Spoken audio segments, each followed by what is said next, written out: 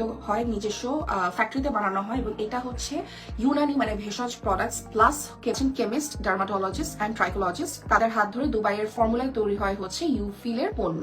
First হচ্ছে ইউফিল skin cream, যেটা ইউফিল kojic acid আছে, নাইসিনামাইড আছে, যেটা আপনার মুখের স্পটস রিমুভ করতে হেল্প করবে।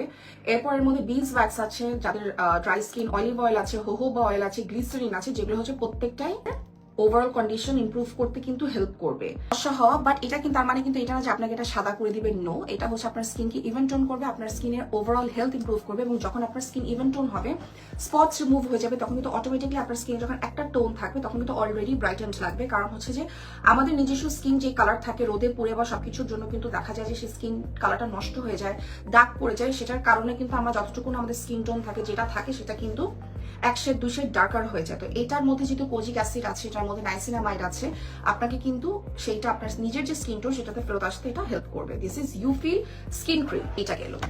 এরপর হচ্ছে চারকোল বার, যেটা this is Eufil charcoal bar, activated carbon, oily skin to sensitive skin.